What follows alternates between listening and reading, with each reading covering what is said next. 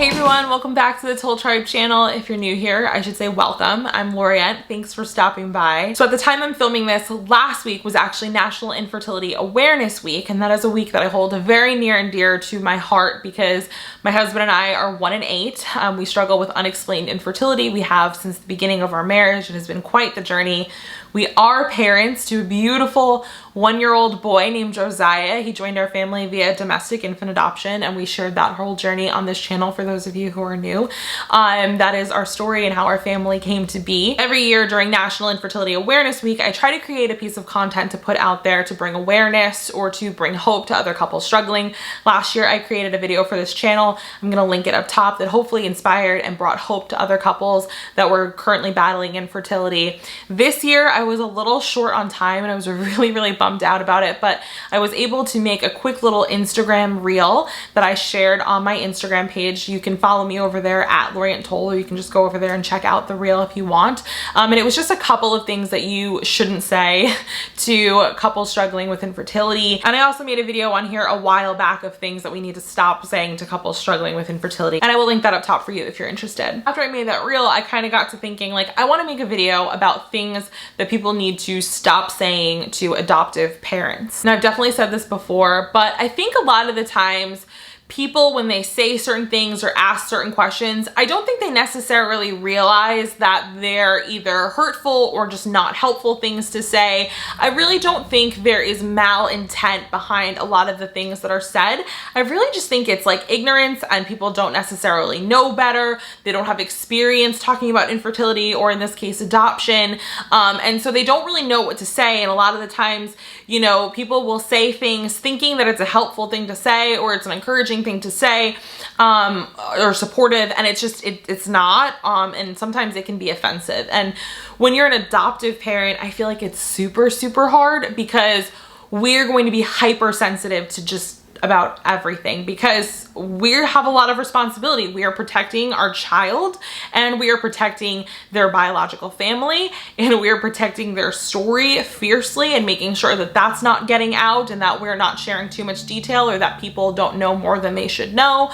And sometimes it can be really hard when people ask questions or they're prying. And sometimes some of the things that they say are just like borderline offensive, even if they don't mean them to be. If you're not an adoptive parent, but maybe you know somebody that is in the process of adopting or has adopted, kind of just listen, make some mental notes, like never say these things or word these things differently or something like that, just so that you can be supportive to those people. If you're a hopeful adoptive parent, buckle in, get ready. You're probably going to hear some of these things at some point in your life. And if you are an adoptive parent, then you can just roll your eyes along with me and just like laugh that you cannot believe that some of these things have actually been said out loud, and that like people really did think it was okay. First up is the ultimate nosy and prying question, and that is, why were they put up for adoption, or why were they given up? I hate when people say given up. Honestly, I cringe when people say put up for adoption or given up. That's just like really negative adoption language. The appropriate thing to say would be like placed for adoption. Why were they placed for adoption? And even then, it's not a question that you can ask because it isn't any of your business. And that's the nicest way to put it. Like I mentioned before, as adoptive parents, we have a huge responsibility to protect our children's story and to protect their biological family's story. And that's not a part of the story that we can tell. So like on here, we shared our journey to Josiah and what we went through as hopeful adoptive parents to become parents. You will never see me share on here about his journey to us, or about his parents' journey and how they came to adoption. It's not my story to share. When Josiah is old enough, we will share with him what we know from our perspective. And we have an open adoption, so he can always talk to his biological parents about it from their point of view and what they were going through. And then when he's an adult, if he so chooses to share his own story with the world, he can do that, and it's his to share, but it isn't ours. Just do us all a favor. We know you're nosy and like you want to know. It's human nature to kind of be nosy, but it's not a question that you can really ask ever. Like even if you are super close to the adoptive parents, like just don't ask. This next one, I was honestly floored by when I saw this in my DMs, and it's probably like the wording of it, honestly, but it was, how did you get one that looks like you? Not like, how did you end up with a baby that looks like you? Like, how did you get one that looks like you? Like as if he's an object and we went shopping and I was like, oh yeah, that one. Like, he was a doll in the American Girl dog catalog. He was a bitty baby. And I was like, yes, I'll take the one with the olive skin and the dark hair and the dark eyes, like perfect. Like that's not how it works. And to be completely transparent with you guys, our adoption preferences were pretty much wide open. There was very, very little that we weren't open to considering when it came to a match. We kind of wanted to review matches on a case-by-case basis and not just like black and white, be like, no, yes, no, yes. Like I wanted to hear everything there was to hear and then make a decision. And if it felt right, we wanted to move forward with the match. So we ended up being placed with Josiah, who happens to look like my husband and I by chance. Like we didn't seek out a Hispanic child with dark hair and dark eyes. Like it's just how it happened. So no, we didn't pick out a child that looked like us. That's not how it happens. That's really not how it happens for most people. I mean, even if you set your preferences to say that you only wanted a child of this race and you wanted this gender, like doesn't mean that they're gonna look like you. You could have dark hair and dark eyes and end up with a blonde child with blue eyes. So, I mean, there really is no way to make sure your adopted child looks like you. But that question kind of just makes it sound like they're a commodity rather than like a human. So that's why I don't like that. So just don't ask that. Now, this next one, you're actually going to hear a ton, probably just shy of like 1,000 times. And that's, they're so lucky to have you. In the words of Bailey Sarian, hopefully you know who she is on here, nay, nay, I say, nay, nay. He is not lucky to have us. We are lucky to have him. Josiah has gotten the thing that every single child born in this world deserves and should have the right to, and that's a family that loves him. You're not lucky to have that. That is what everybody is supposed to have in this life. It's what everybody deserves as an infant who's free of any kind of wrongdoing or sin or anything else. That's what we all deserve coming into this world, right?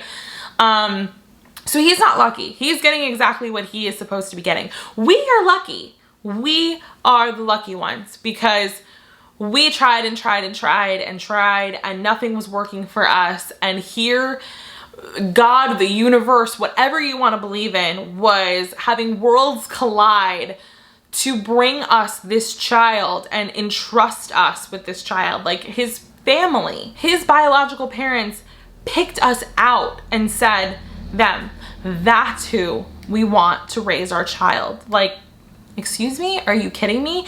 Do you not understand? Out of all of the people that they could have picked, all of the families, like they picked us, like we're the lucky ones. We get to raise Josiah, who is like the world's most incredible, happy, just fun-loving, sweet baby boy. And we get to be his parents. Like we have to pinch ourselves every day that Josiah is our son. So no, he's not lucky. We are lucky. And in the same vein as that, I'm not gonna count this as a separate point. This is something that you probably hear more when you're on your adoption journey as a hopeful adoptive parent, but it's that you're such a good person. Like when you tell people that you're adopting, oh, you're such a good person, like you're a saint. Like, no, that always made me feel so uncomfortable because like, guys, I'm not a bad person. I'm not a bad person because I'm not a bad person.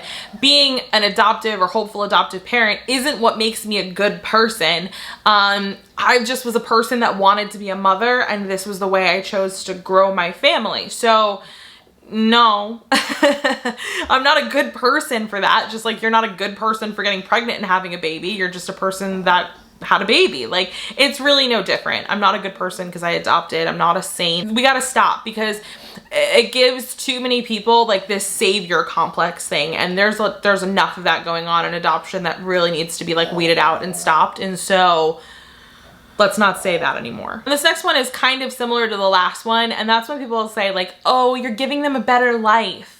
What you're doing is so good. You're giving them a better life. And the reason I really don't like that is because there's an undertone to that. There's an undertone to that, and it makes me uncomfortable because it makes me feel like you're making an assumption about my child's birth family without knowing anything about their birth family. Because a lot of people have this really horrible misconception that the people that place their children for adoption are all coming from a space of alcohol abuse, drug addicts, homelessness.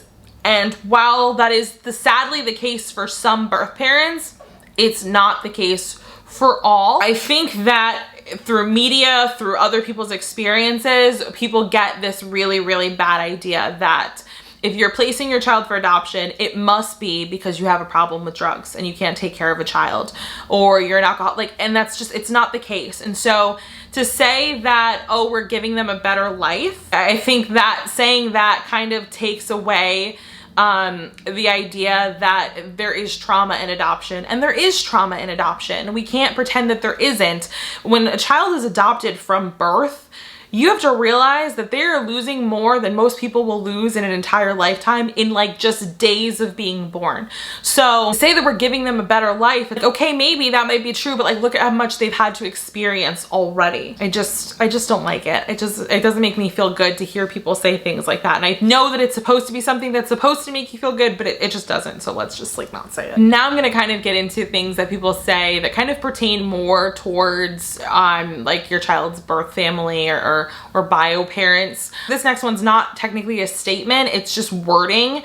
But when referring to a child's biological parents or birth parents, never say real parents. So the opposite of real parents would be fake parents. And what's a fake parent? Like that's not a thing. And if you're calling the child's biological family their real parents or their real family, then that would make the adoptive parents their fake family. And that just doesn't feel good to hear because you are that child's parents. Like that's just the bottom line. Nobody else is coming to my house and waking up with my son at 2 in the morning like I do that. Hello, it's because I'm his real parent.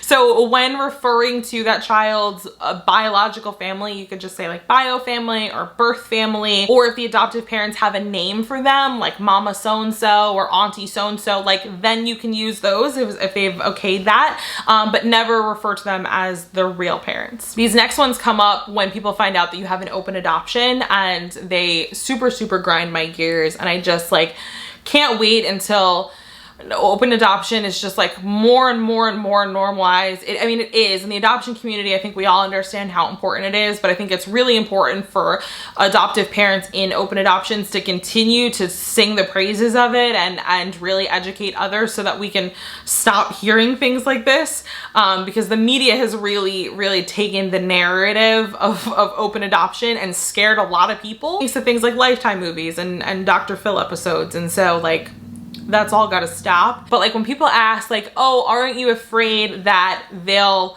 love their birth family or their biological family more than they love you? No, not really. I mean, best case scenario, they love us all the same, because we all love them the same. I have shared on here before that like early in the adoption journey, like when we were first learning about open adoption and everything else, like yeah, the idea of it scared me a little bit. It's sharing your child, having to share updates and things like that. It frightened me because it was like, well, yeah, I want my child to love me. I'm the one raising them and dedicating myself to them every day. And that is, it's a real fear for a lot of people. But I'm telling you, the more you get into adoption, the more you learn about open adoption, the more you learn about the various levels of open adoption. Like it's not a one size fits all, guys. There's so many different kinds of open adoptions and levels of openness and communication within open adoption. You'll figure out what works best for you and their birth family and what's safest for the child and things like that. Literally after like that very beginning of thinking that, like once I kind of got my feet wet and started meeting expectant parents and families and things like that, it was never a thought in my mind again after that. So another question that I've kind of gotten regarding open adoption is like, aren't you scared that their biological mom is going to want them back and like take them back? And that just kind of shows that people don't have the best understanding of like the adoption process and like legally what happens. But once the parental rights are terminated, like that's it, they're terminated. Like they don't have the rights to that child anymore. And so no, you're not necessarily scared of that. People watch too many Lifetime movies. Now these last three are kind of where like adoption and infertility like intersect. A lot of couples come to adoption from infertility. Hopefully they have taken time to themselves. They have, you know, done some soul searching. They have healed from their infertility before they're coming to adoption. I always say that they are two totally separate things.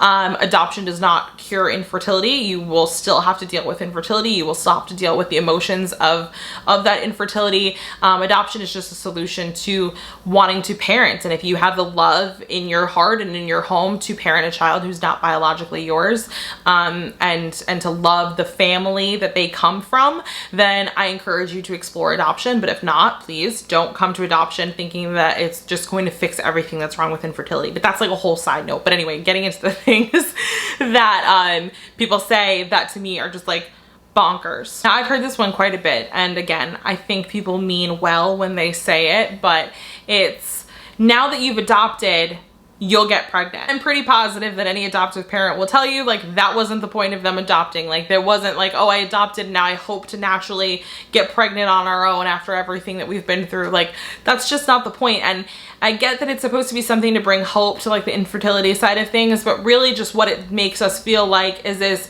if you're holding a biological child at a higher level than us having an adoptive child, as if they're like two separate things, and they're not. Our adopted children are every bit as much our children as any child that I could ever give birth to.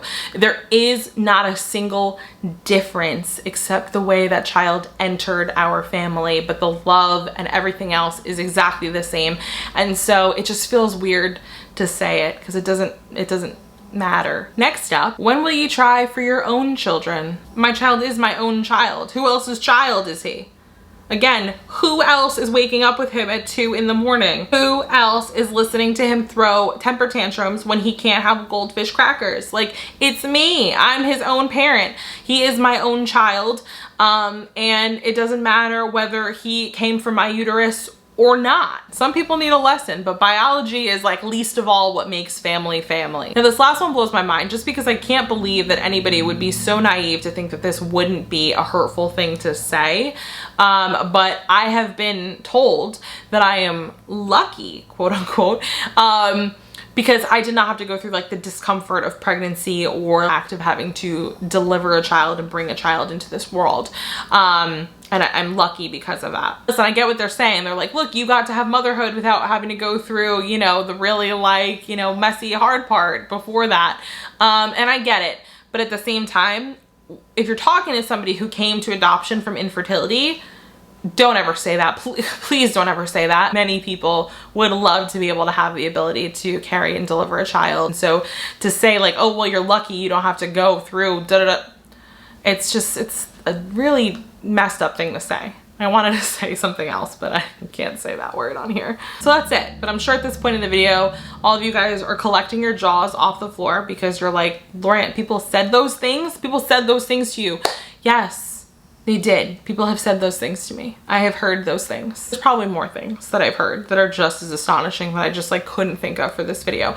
If you are an adoptive parent and you have had somebody say something totally wildly off the wall and you're like, what in the actual do you mean by that? Or why would you ever ask that? Please leave it down below in the comments. We would love to hear from you. I would love to see, because I am sometimes just amazed at the things that people say. And again, I know that a lot of the times people mean well. I just think that, again, adoption is one of those things. We got to talk about it. The more we talk about it, the more we educate others when they say things like these, and more we can kind of give them background or educate them as to why that's like not okay to say or why they shouldn't word it like that, the easier it'll be for all adoptive parents going forward, because more people will understand how to address it and talk about it in a respectful way.